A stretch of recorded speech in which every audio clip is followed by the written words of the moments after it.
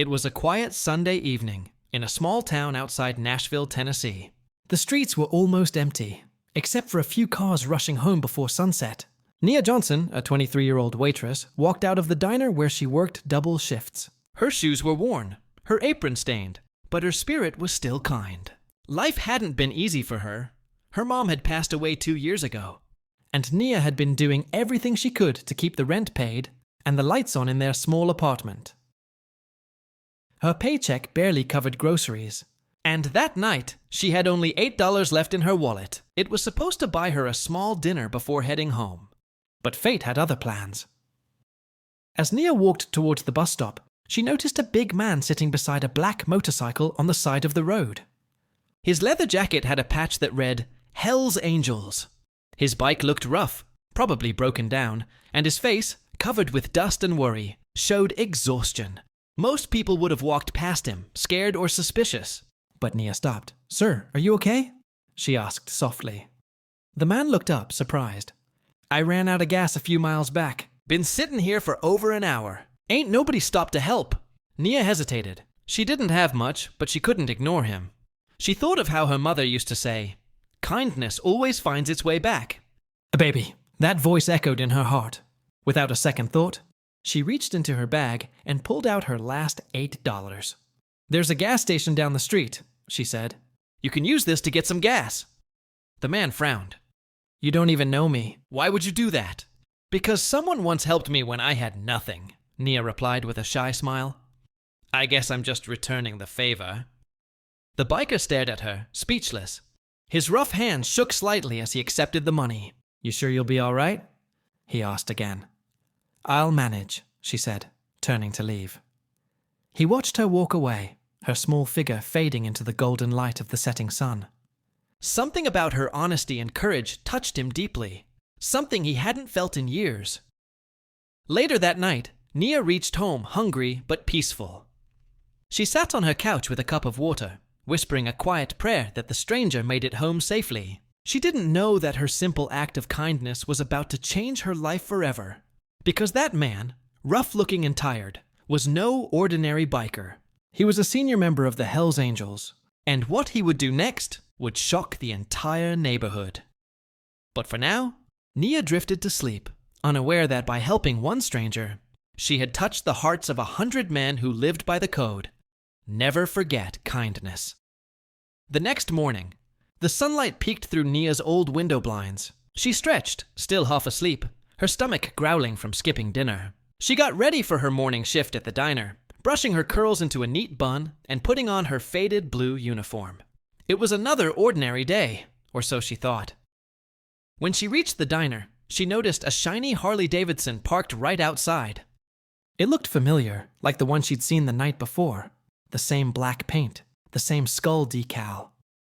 But she brushed it off and stepped inside. The moment she walked in, her manager called, "Hey Nia, you've got someone asking for you." Confused, she looked up and froze.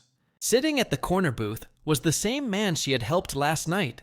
But this time, he looked different, cleaned up, alert, and smiling.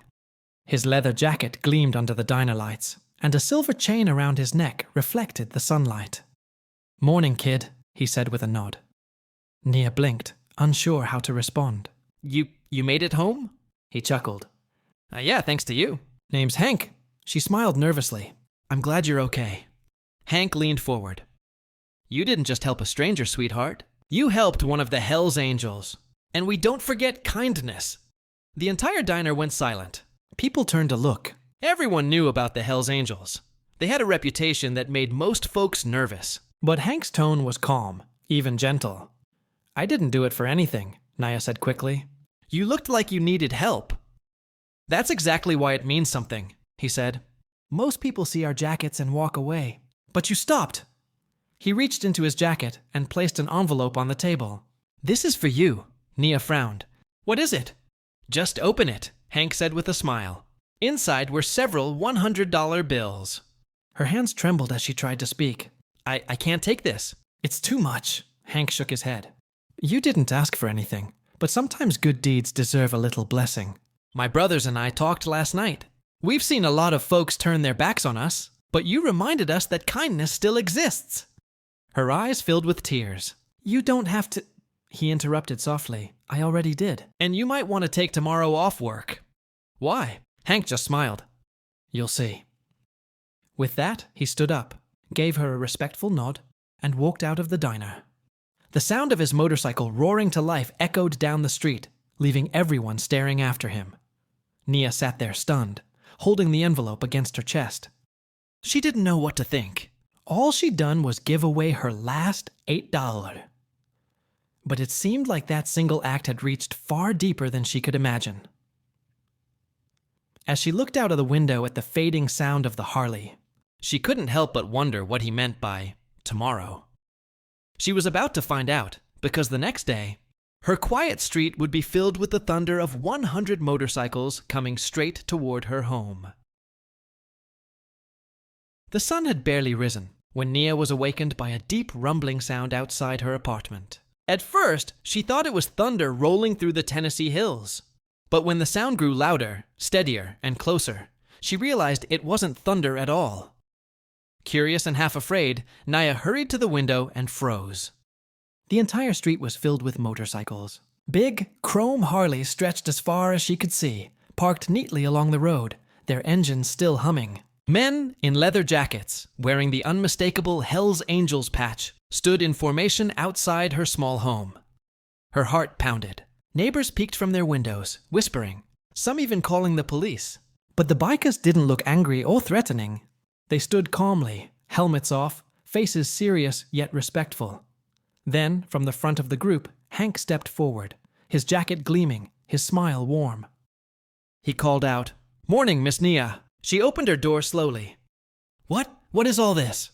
she asked, clutching her sweater tight. Hank grinned. "You helped one of us when you didn't have to. You gave your last $8 to a stranger. That kind of heart? We don't forget that." Nia's eyes widened as Hank gestured to the rest of the bikers.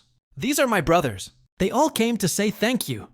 A chorus of engines revved lightly in unison, like applause in motorcycle language.